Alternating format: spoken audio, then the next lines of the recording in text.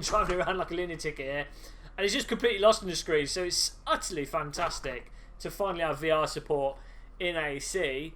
At the moment, though, you know, of course, it is just Oculus Rift support. The developers have said they are looking at doing full VR support in terms of having OpenVR, so we'll be able to use it with the HTC Vive as well. But that's all coming, as I say, reiterating again, pre-alpha, and that's why stuff like shadows, some of the shadows don't seem to be working properly on some of the objects, like the crowds are all like completely dark. So, but actually I have to say, apart from some of the, like, as I say, the 2D crowd objects and some of the quirks of not running AA, it actually runs really well in VR. The performance-wise, it's running really smooth. And it does have that sort of clarity to it that I think AC has always had. And one of the reasons I really liked AC with the DK2, for example, is it just has that nice clarity to the tracks. And with the tracks all being laser scanned, they just feel really authentic to drive on. I don't know. Oh, apparently that's finished. Qualified finish. We've had what? 1 lap to learn the car. The rest of the guys in this are, as I say, the developers and the beta testers. So they've probably put multiple hours into this car we've just joined in. I'm over braking, overturning. Don't know what I'm doing, but you know, that's okay. Maybe we get to kill the developers. That's the punishment for letting anyone join this server. This car seems really, really nice and agile. Actually, it just turns on a dime. It's turning itself in. I'm over braking, oversteering. Just a super nimble car. This. I probably didn't even need to turn the force feedback down. In AC, you've got the option to sort of set car specific FFB, and normally I turn them down because I have 100% on in the main game force feedback profile, and then I tweak each car to get the most out of my T300 wheel. And in this case, I turned it down a bit too much. I normally get just the point so that I'm not getting clipping.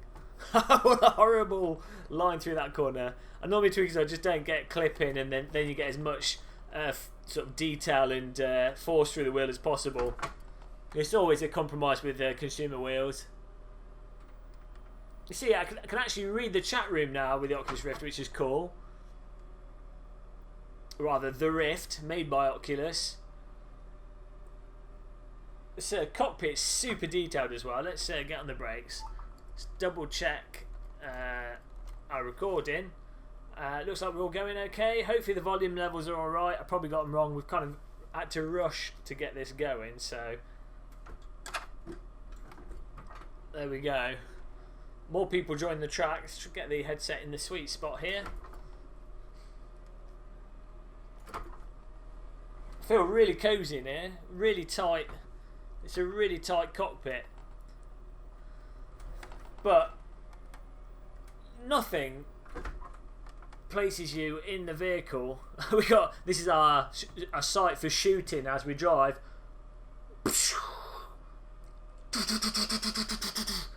A little Mazda gun turret. Nothing places you in the vehicle though like VR,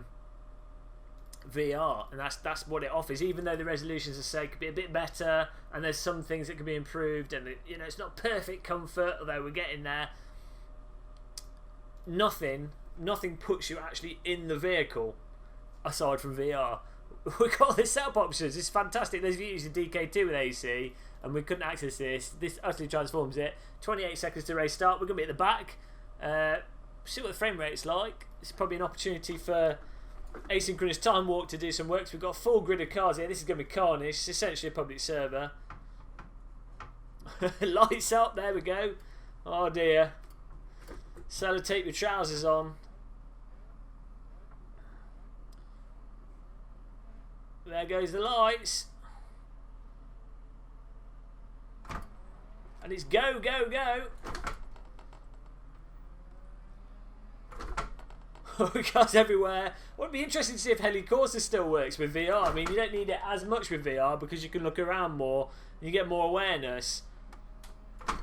But it'd be quite cool having it on top of the awareness that you get from VR. Let's brake a little bit early because I have no idea with this car.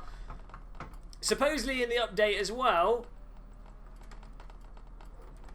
in addition to the VR support, Kunos have also improved the netcode for car collisions, which was already improved a while back as someone's going off-road there.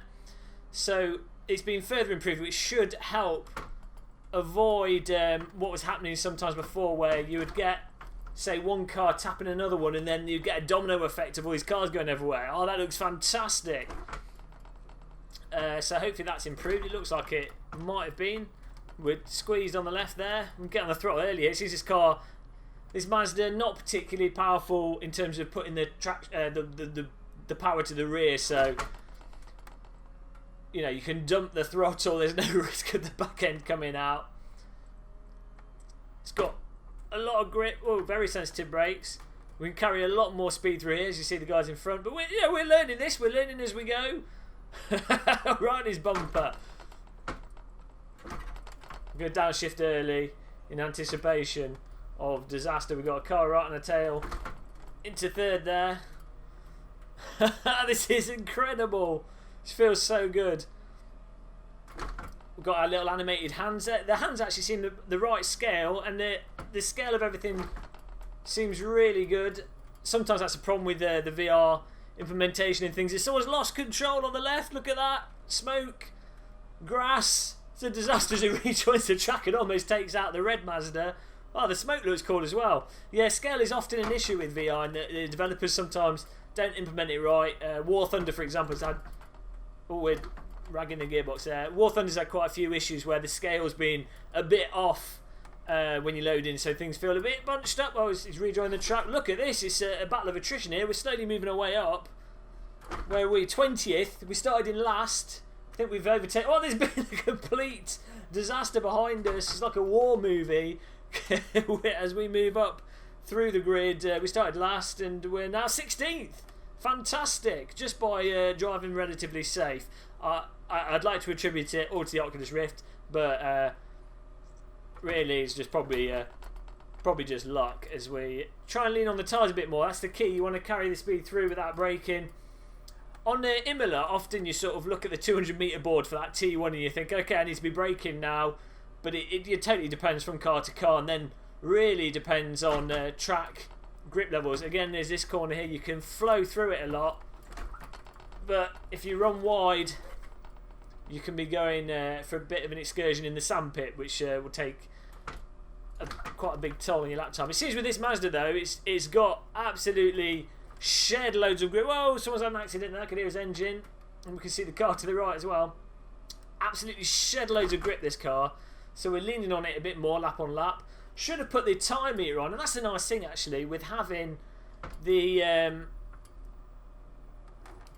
Whoa! Back coming out, but you can catch it nice and easy. That's a nice thing with having all the apps here. Stuff like tyre temperatures. I'm going to get to the right here and be a little tricky bugger.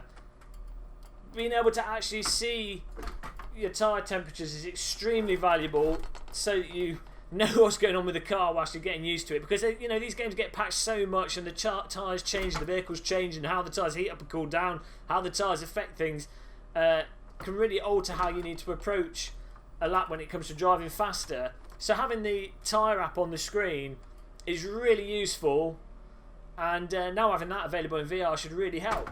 Look at this, we're steaming on through, we're out of control, we're flying. I don't think we're going to get to the front by the end of this race. I'm not sure how many laps this race is, but well, he's braking a bit early. But we'll keep going. We'll see how many places we can get. We'll go right on this guy's bumper.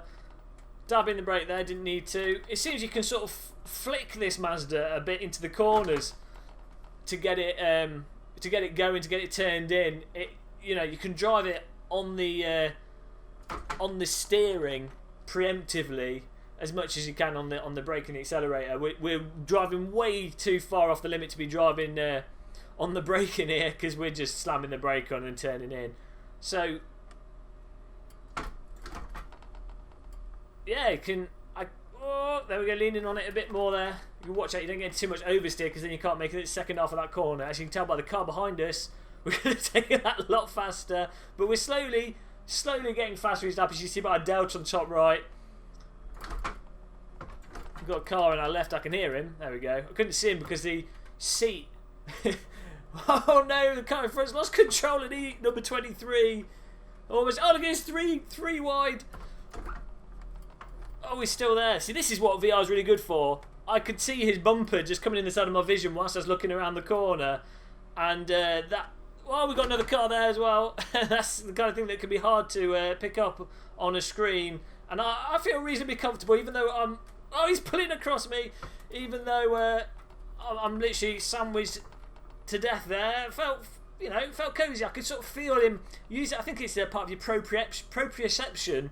That's your sort of brain's knowledge of where your limbs and stuff are. It sort of comes into play with the vehicle when you've got full 3D, because you sort of get a sense of where people are. Oh, he didn't have the control of his vehicle, but we did. There you go. His whole little overtake routine there didn't really pay off for him, as we were still back in front of him. I don't know who it was. Someone's disconnected from the server. They've had enough. Don't know why he's stopping. Not sure what's going on there. We're just making our way to the front of the grid slowly. I don't know how many laps we've got to go, but we'll keep going. We'll keep destroying the gearbox. We'll keep blocking people off. Well, okay. So when you get over the limit, this car does have a habit of getting stuck into slides a little bit, but it comes back. Oh, we're going to lose that place there. So this is one of the things you notice in VR. These car seat to my left here, the actual safety part of it, because this is obviously like a racing seat.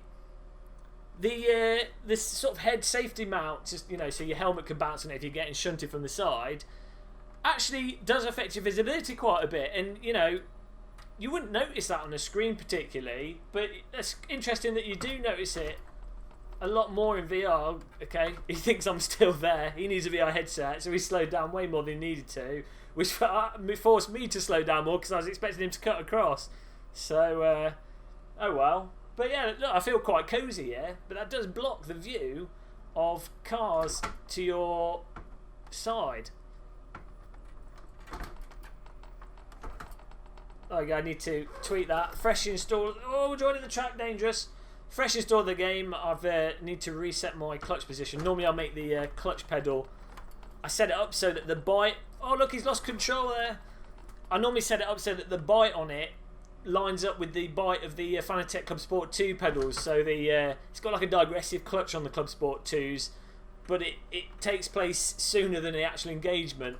Whoa, we're being shunted from behind. Car contact. But the netcode seems to be working well, because that was a proper shunt. I felt that. The whole screen was moving there. We're going to brake here because this guy's a lunatic. I don't know who it is, but they've had too much to drink before joining the track. Number 23. Can't even see the names on there. Got myself. We're moving up though.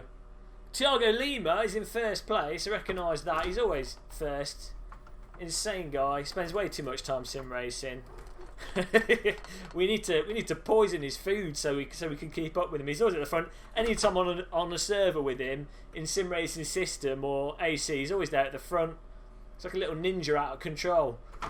Oh, look at these three aside in front. There's going to be an accident, guaranteed. The car on the inside, surely not going to brake. We'll try and stay to the left. Let's try and line things up for a run.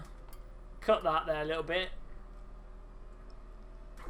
And there we go. Now we're using a manual shifter as well, which adds a load to the immersion. And I've noticed with VR a key thing with the manual shifter is to just make sure when you've got it on your rig, you have it in the same place all the time. And ideally, it lines up with the car you're driving in, but often it doesn't. So you sort of have to ignore where the shifter is from your vision and in the game. And oh look at that! He's probably pushed him off the track there.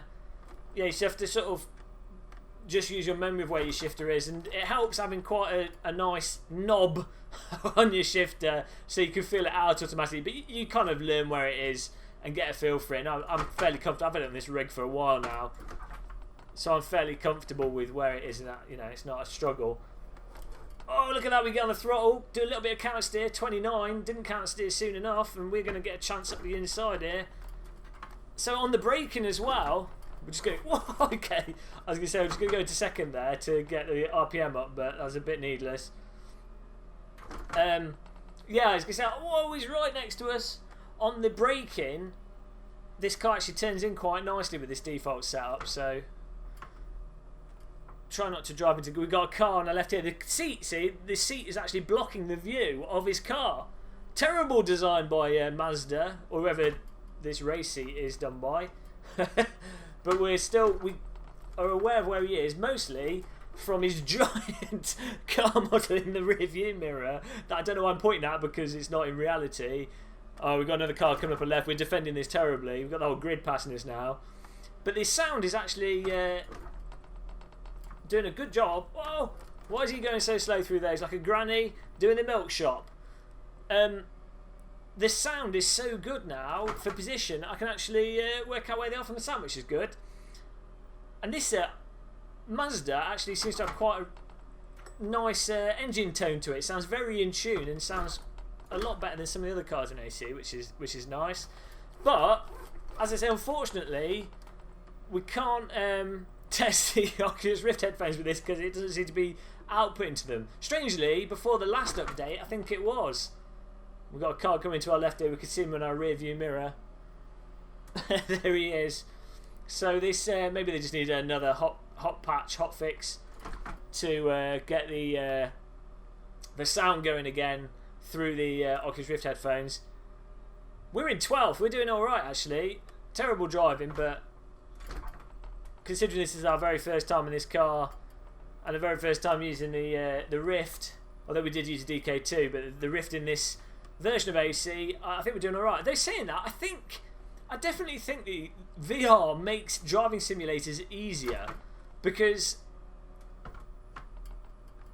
you get a much better sense of speed, but you also get and where that benefits is you know if you're braking effectively or if you're locking up and you just feel like you're going fast into corners, so you sort of get a wider range of speed perception to gauge what the vehicle's going to do and why.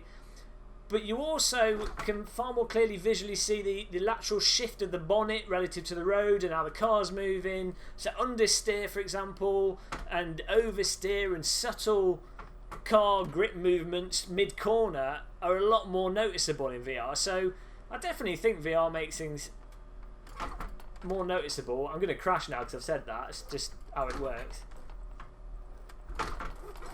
Oh dear. That was not smooth. It was probably the slowest way you could go through. We've got a car on our right. Again, car seat blockade. It's a trolling car seat, this. Whoever made this car seat needs to be sacked.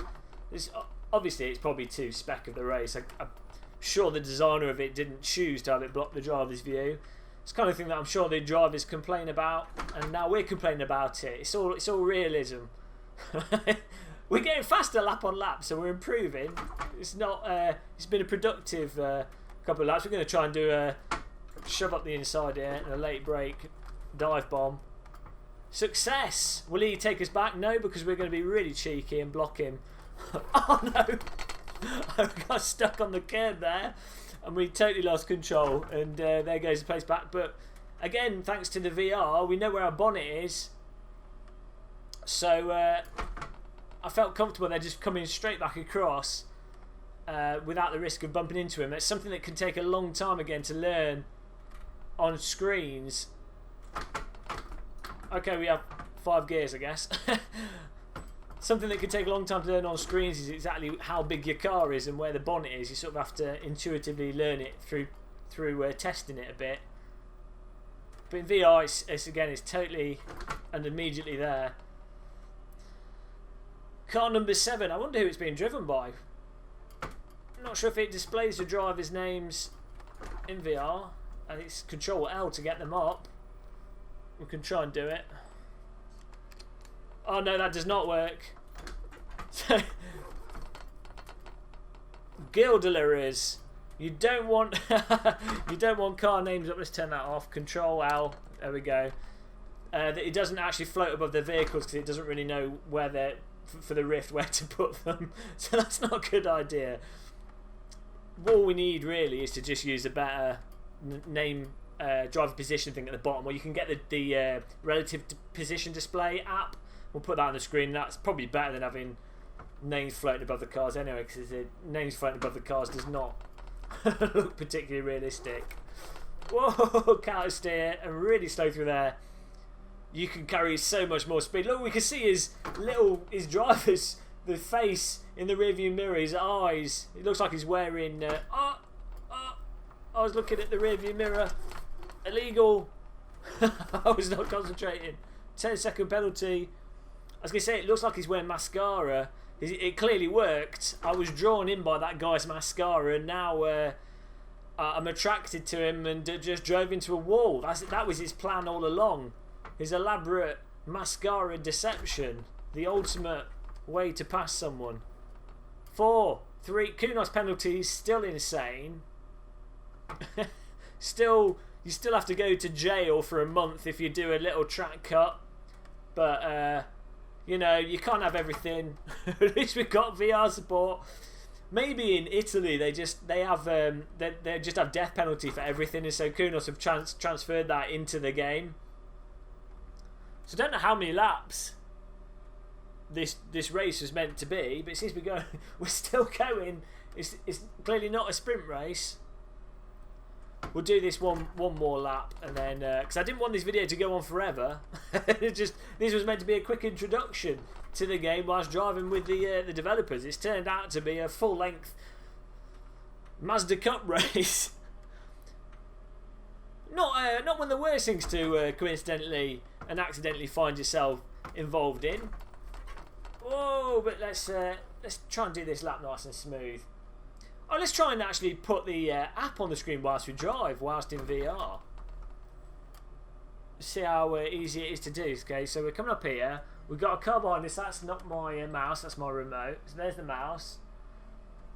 We've got to go up into 4th gear. Oh, we're being shunted from behind. We've got a follow through right. Okay. Oh, you can actually as well adjust your driver's seating position, which is cool. Not the field of view. So what we could adjust the sound in game. We've got delta. We need the question mark, I think it is. I can't remember. To determine. Oh, we need the race laps. Widgety mabob. Oh, we're going totally all over the place there. So what do we need? Time of day. No, we don't want that. Laps. That's what we want. Let's click that. There you go. Lap 8 of 10. That's where we are. So we've got 2 more laps to go. We'll keep going. Let's move that. So you can actually do this whilst you're driving if you don't care about your lap time. We've got a car to our left. No, look, we're adjusting our UI. Stop trying to race us. Gearbox in this car. Totally happy. We've just cut him off completely. Luckily he's paying attention. Well, that's nice actually having the apps just float in 3D, because it allows you to actually have the app in front of something and then, you know, be able to look behind it, so it doesn't completely. If this was in 2D, that app would pretty much be blocking the rear view mirror, rendering it almost useless. But by having the app on this sort of virtual curve screen, oh, we'll let him go. I did do a bit of a cheeky block there. Hope he didn't crash. No, there he is. Having this app on the virtual curve screen. Where's he gone? Means that it doesn't block that, and you can still see what's in the car, which is cool. I mean, it'd be really nice to have cars set up. I just noticed the shadow moving around as I move. That looks so cool. Who doesn't like a virtual shadow? Yeah, having car like pit strategy stuff in the cockpit. Even better if it's selectable with your eyes. You could have a little widget up the top for your pit strategy. And then you could, you know, you're like, okay, I want to pit now. So you just look at it for 5 seconds, and it would go, you know, it'd highlight the one you want. Well, you can have it so it goes. You look, it's got a pit button. You look at that, and then you look at it for like 2 seconds or something. It wouldn't have to be that long, even a second. And then that would go, okay, calling in a pit, and then you look at your pit strategy, and then 2 seconds, it could have a little bar, and then pick the one that you want. So you can have multiple pit strategies, and just be able to select them whilst you're driving. Or maybe even better than using Vision, you know, you could use something like voice attack, or so it could use keyboard shortcuts. People use it on screen, voice attack, or visual look for people on a VR headset. Just be fantastic.